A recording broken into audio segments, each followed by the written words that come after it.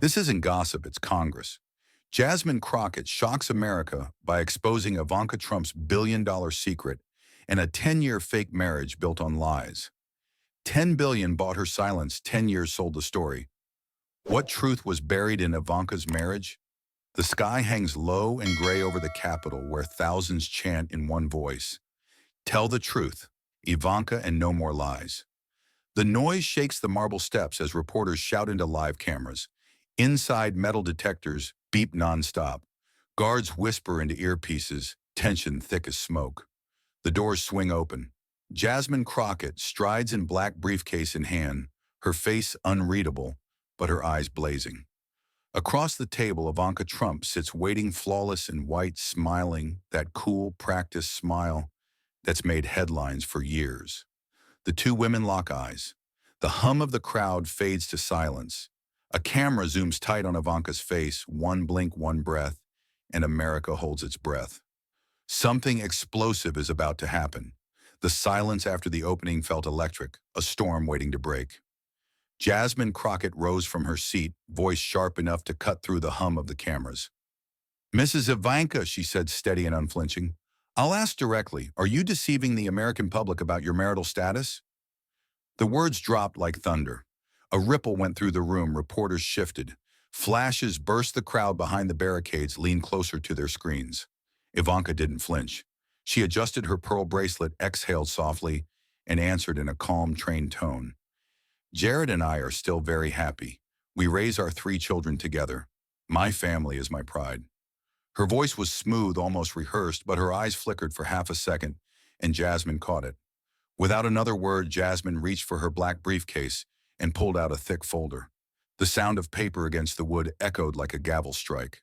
"This," she said, slamming it down on the table, "is civil case no, 2015 DR 092 Manhattan Court. Subject dissolution of marriage." For a moment, no one moved.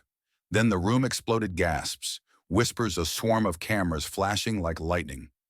A senator dropped his pen. A journalist nearly fell out of his seat. Ivanka's smile froze, her fingers tightening on the edge of the desk. "This is nonsense," she snapped.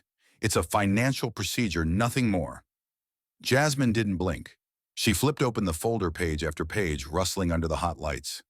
"Then why," she said slowly, "is there a sealing order dated October 7th, 2015? She held the document high, her voice echoing. "It clearly states domestic relation. Confidential." The chamber filled with noise, the clatter of keyboards, the clicking of cameras, the whispers turning into waves. Even the chairman looked uneasy. Ivanka straightened her voice, breaking through the chaos. "This is outrageous," she shouted, slamming her hand on the desk so hard the microphones rattled. The room fell into brief silence again, like everyone had run out of breath at once. Jasmine leaned forward, her tone now colder, deliberate, relentless. If this was merely administrative, she pressed, why the need for a classified seal? "The American people deserve to know the truth, that you have not been Jared Kushner's legal wife since 2015. The final line hit like a detonation. Gasps rolled through the chamber. Reporters rushed to their phones. Security guards exchanged glances. The camera zoomed in tight on Ivanka's face. Her skin looked pale under the bright lights. Her smile had vanished. She pressed her lips together, trembling slightly, refusing to speak. The flashes blinded her. The whispers pierced the silence. Outside, the crowd roared again, their voices echoing through the marble halls. Inside, time seemed to stop, one woman standing for truth, another trapped in her own illusion. And just like that, the storm finally broke. The real hearing had begun. The room was still trembling from Jasmine's last words when Ivanka straightened her posture, forcing her voice to sound steady. "You're destroying a family in front of millions," she said, her tone rising. "That's cruel and inhumane." She paused, drawing in a shaky breath, before continuing, her voice softer, but edged with emotion. "Every morning we have breakfast together. Jared makes pancakes for the kids, and I walk them to school before meetings. We still sit together at dinner. We still laugh. We still pray as a family. That's not deception, that's love." Her words hung in the air, heavy with practiced sincerity. The camera zoomed in, catching the faint glimmer of tears she fought to control. Her lawyer leaned forward, sensing her falter. "There are thousands of couples who divorce but still choose to live together," he said firmly. It doesn't affect their professional or political responsibilities. He turned toward Jasmine with a thin smile, trying to turn sympathy back in their favor. But the audience didn't look convinced. Whispers rippled through the rows like a spreading flame. Jasmine crossed her arms, her stare unyielding. If it's just private life, she said, each word sharp as glass, then why hide it? Why did every one of Jared's financial records vanish from the family files after 2015? The words sliced through the chamber. The lawyer froze. Ivanka's expression flickered. Her lips curved into a faint, icy smile, but her eyes trembled just enough for the cameras to catch. For a few suspended seconds, no one dared breathe. The air felt dense, charged, as if the truth itself was waiting to erupt. Across America, millions watching couldn't decide, was this a smear or was something truly rotting beneath the image of perfection? Outside, the crowd roared again, their chants shaking the marble walls. Show the papers. It thundered through the chamber like a verdict. The balance had shifted and Ivanka's mask was starting to crack. The crowd outside was still chanting when Jasmine leaned forward, her tone steady but sharp enough to pierce through the tension.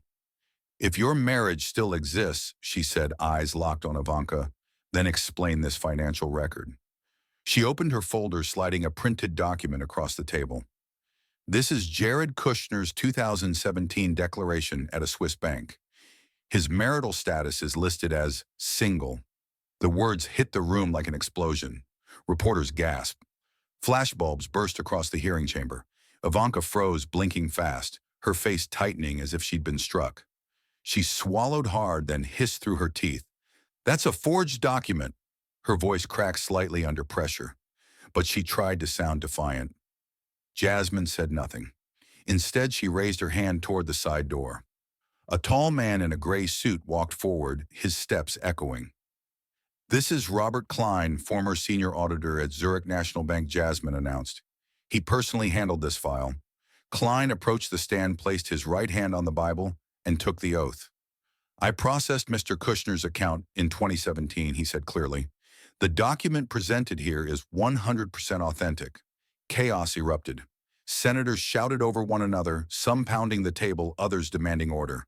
The chairman's gavel slammed repeatedly, but it couldn't drown out the storm. The cameras caught every second, Ivanka gripping her chair, breathing through clenched teeth. Jasmine remained motionless, her tone calm but ice cold. If you have not been his legal wife, she said, why continue standing beside him in every political event for the last decade? Ivanka didn't answer. Her jaw tightened, her fingers twisting the hem of her dress. The tension in the room grew unbearable. Then Jasmine pressed a button on the remote in front of her. The lights dimmed slightly and a large screen behind her flickered to life. Exhibit B, Jasmine announced. An email dated March 14, 2016 from Ivanka Trump to Jared Kushner. The text appeared in bold white letters across the screen. We don't need to remarry. We just need to keep the image for the media and the international contracts. Gasps filled the chamber. Some senators covered their mouths. The audience went silent. Under the blinding light of the cameras, Ivanka's face turned pale. She tried to speak but couldn't. Her lips pressed tight, her hands trembling visibly. For the first time, she looked small, trapped in a lie she could no longer control. The silence was deafening. The echo of the last revelation still hung in the air when Ivanka finally broke her silence. Her voice was sharp, but the cracks were showing. You're doing all this just to become famous, she snapped, locking eyes with Jasmine. This is a courtroom of vanity, not justice. The words came out trembling, her attempt at control slipping with every syllable. The room reacted instantly, gasps, murmurs, the low rumble of reporters whispering into live microphones. Every camera turned, capturing the tension like blood in the water. A Republican senator suddenly rose from his seat, his face red with anger. Mrs. Crockett is insulting the president's family, he shouted, slamming a hand on the desk. The chamber erupted again. Some nodded in agreement, others booed. Security tensed, ready to intervene. Jasmine stood still in the middle of it all, not moving, her expression calm as stone. The noise swirled around her, but she waited just long enough for the chaos to tire itself out. Then she spoke, her voice low but slicing through the noise like a blade. If this is vanity, she said clearly, then why are you so afraid? Why spend millions to bury the truth in an archive? The question hit like a slap. The senator froze. The crowd went quiet. The words hung in the air, impossible to dodge. The camera zoomed in on Ivanka's face. Her lips quivered, her eyes darted to the floor. The silence after Jasmine's last words was unbearable, stretching so long that even the sound of breathing felt too loud. Then with slow, deliberate movements, she reached for her black briefcase. The camera zoomed in as the clasp clicked open. Inside lay a thick red envelope. Its edges worn the paper heavy like something that had waited years to see daylight. Jasmine placed it on the table and said nothing. Every eye in the chamber followed her hands. The room was so still that when she began to slide the papers out, the faint rustle of paper sounded like thunder. She unfolded the first page and held it up for everyone to see. Judgment of Divorce Settlement Agreement. She read, her voice cold and clear. Gasps rippled through the chamber. The words glared under the fluorescent lights like a confession carved in stone. Jasmine's tone sharpened as she continued.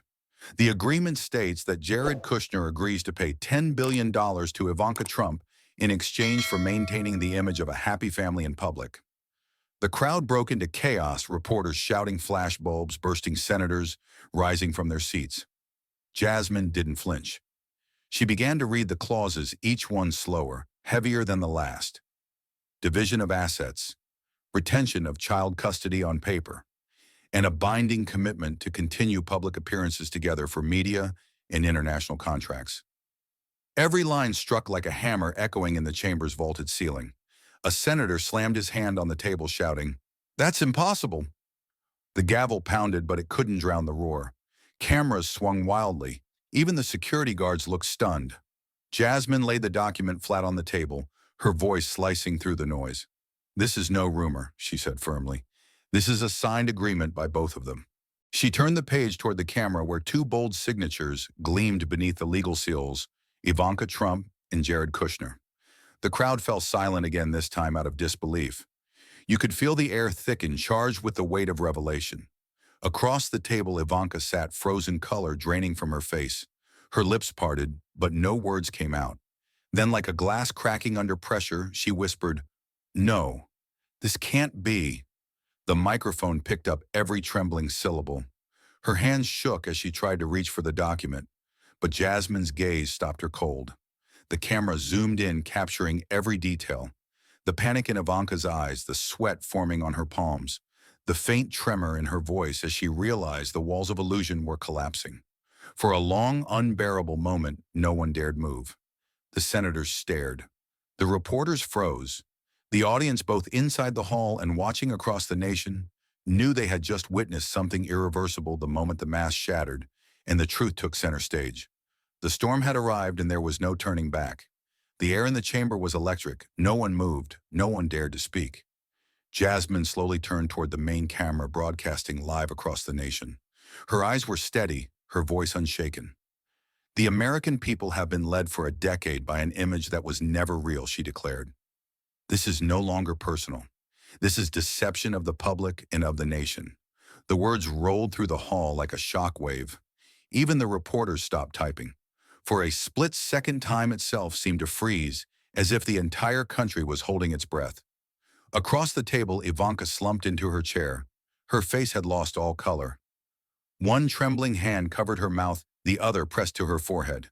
Her lawyer leaned in, whispering frantically, his voice barely audible over the hum of the cameras. "We can still fix this," he murmured. But Ivanka shook her head, slow and defeated. Her lips moved, but no words came out.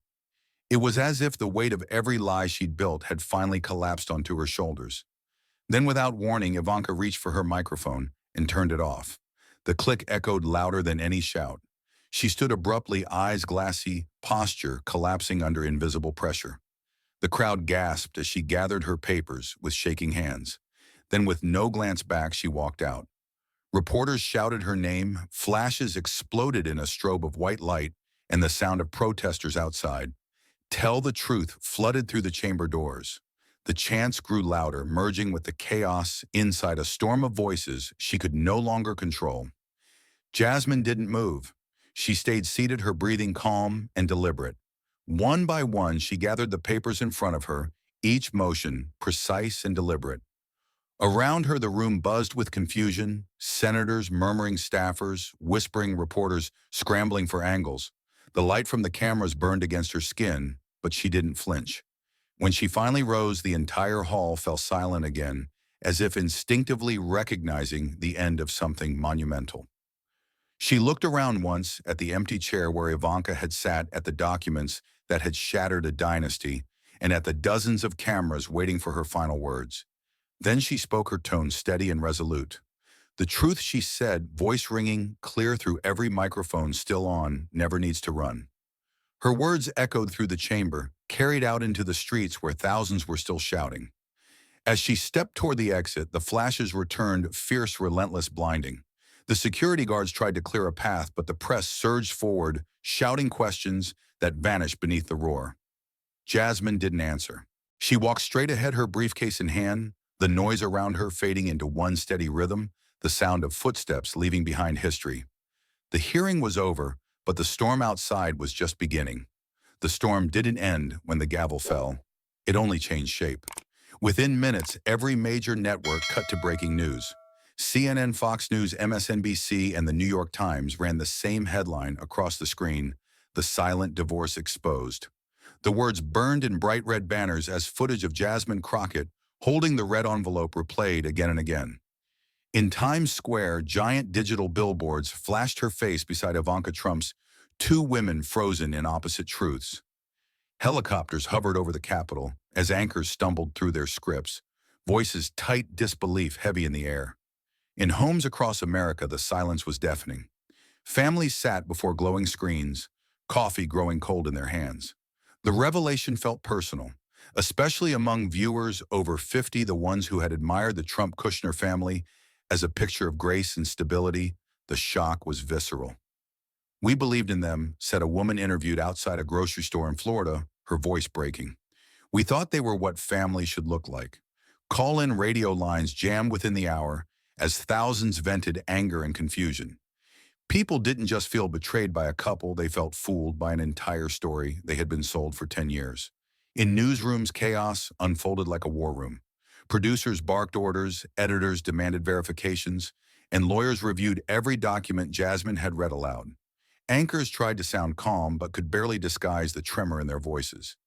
"If this settlement is real," one analyst said on air, "it doesn't just destroy a marriage, it questions a decade of influence, money, and power."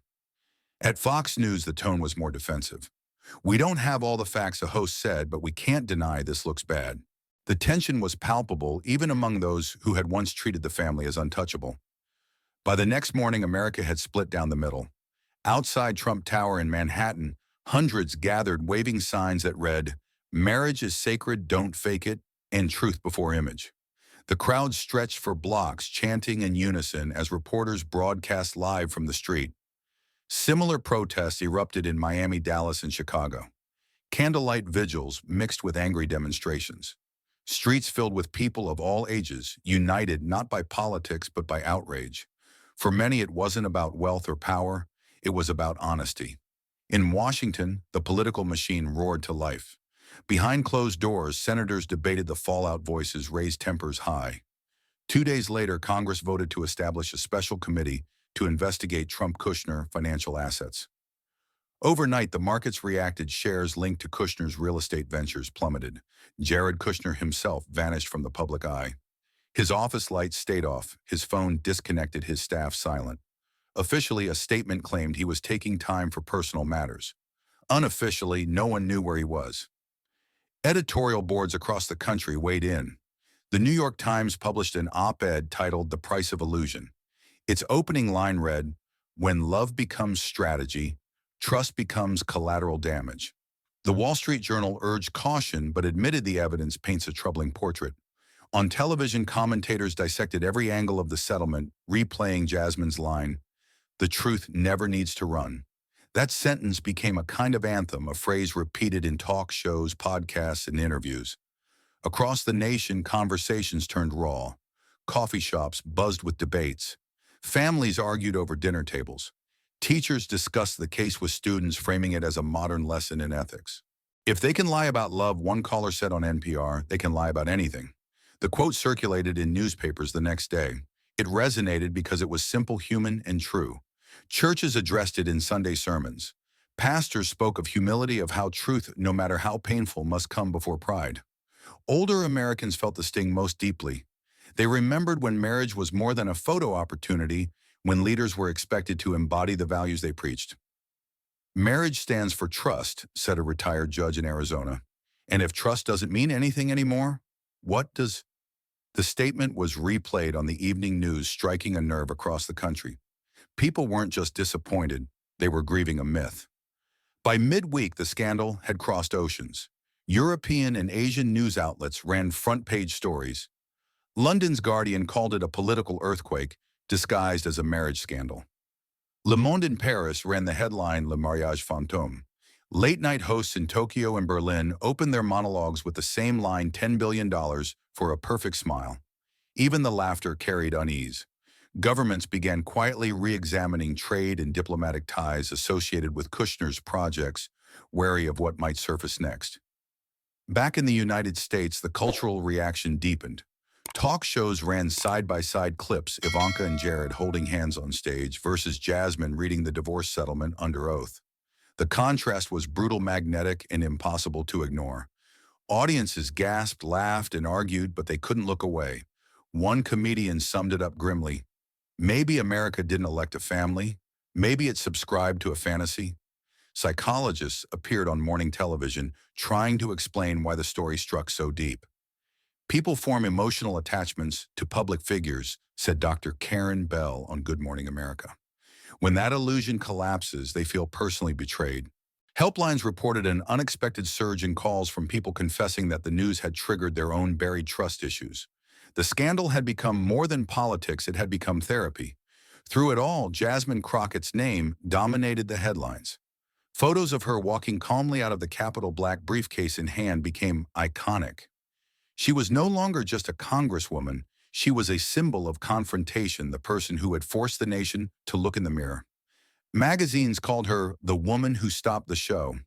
Interviews replayed her composure, her voice, the way she had stood still while the world around her erupted. Love her or hate her, no one could ignore her. Meanwhile, the nation wrestled with the moral questions she had unleashed. Was marriage and politics ever truly private? Did personal deception automatically mean public untrustworthiness? Universities held panels, law schools invited ethicists, and think tanks published reports on authenticity and leadership. A historian on PBS summed it up in one haunting line: when a marriage becomes a stage prop, democracy becomes the audience. The quote went viral and was replayed on countless broadcasts. In cities large and small, murals appeared overnight. One showed Jasmine facing a cracked mirror that reflected Ivanka's face. Another depicted a courtroom gavel striking through the words, "Power without truth." Across the country, people began demanding a different kind of politics, one less polished, more transparent, more human. Polls showed an unprecedented rise in voter distrust toward dynastic families and calls for stricter transparency laws. Even amid exhaustion, the public kept watching. Each new revelation felt like a page from a slow-motion thriller that no one could stop reading. The story wasn't just about one woman's fall, it was about a country learning to confront the comfort of illusion. As one elderly man told a reporter during a protest in New York, "The truth hurts, but lies rot everything they touch."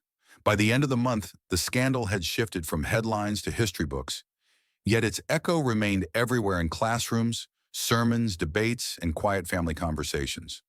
America had been reminded brutally that image without honesty is emptiness. Marriage, once a symbol of faith and unity, had become a warning about deceit and ambition. And though the cameras had moved on, the question lingered in every heart: if they could fake that, what else have we believed? When night fell over Washington, the lights of the Capitol gleamed against a heavy sky. Protesters still filled the streets, candles flickering like restless stars. Their voices rose into the night, chanting the same simple promise that now defined the nation's awakening: truth before power, no matter the cost. The protests didn't stop after the headlines faded. Across America, the air felt heavier, different, as if something invisible but sacred had been cracked open. Trust. It was the one thing people had always believed could survive every scandal, every administration, every promise broken by politics. But now even that seemed uncertain. In coffee shops, schools' offices, and family kitchens, the same question kept coming up. If truth can be sold, what else have we lost? The country was divided not by party but by exhaustion. Many no longer cared who was right or wrong. They just wanted honesty back. Talk shows replayed Jasmine's voice until it became part of the national rhythm. The truth never needs to run. It was written on signs, whispered in classrooms, quoted in editorials. Late-night hosts stopped joking. For once, America wasn't laughing. The illusion had collapsed, and what remained was a raw collective hunger for something real. In the weeks that followed, the phrase "new politics built on truth" began spreading. It started small graffiti on walls in Philadelphia, murals in Detroit, banners held by college students marching past the Capitol. Soon it turned into a movement. People of all ages and backgrounds gathered in parks holding handmade posters that said "Truth is the new power." Veterans, teachers, single parents, factory workers all stood together chanting Jasmine's words under the open sky. News anchors called it the Truth March. In Congress, some lawmakers mocked it as sentimental. Others felt the ground shifting beneath their feet. Approval ratings for the old political elite sank fast. For the first time in years, candidates were forced to answer questions about integrity, not image. Voters demanded transparency reports, honest tax disclosures, open financial statements. The public mood had changed, no longer satisfied with charm or slogans. They wanted receipts. They wanted reality. Amid the noise, one name refused to fade: Jasmine Crockett. What began as a hearing turned her into a phenomenon. Her face appeared on magazine covers, but not in the glamorous, polished way political figures usually did. The photographs captured her raw, standing under harsh light eyes, steady, holding that black briefcase like a shield.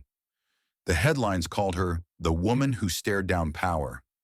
Editorials debated whether she was a hero or a disruptor. But one thing was certain: Jasmine had changed the language of American politics. Reporters followed her everywhere, to her office, to the Capitol steps, to her late-night car rides home. When asked how she felt about being called the symbol of a new political era, she simply said, "Symbols don't matter. Truth does." Her voice carried calm conviction, the kind that made silence fall in a room. Young activists began quoting her. Political analysts started referring to the Crockett effect, a shift where truth became not just a demand, but a political weapon. While Jasmine avoided interviews about her personal feelings, those who worked closest to her noticed the toll. Her staff described her staying in the office long after midnight, sitting alone under dim lights, reviewing documents and news clips. She looked like someone who'd fought a storm and was still listening for thunder, one aide said. Yet even in fatigue, there was resolve. She never flinched, another added.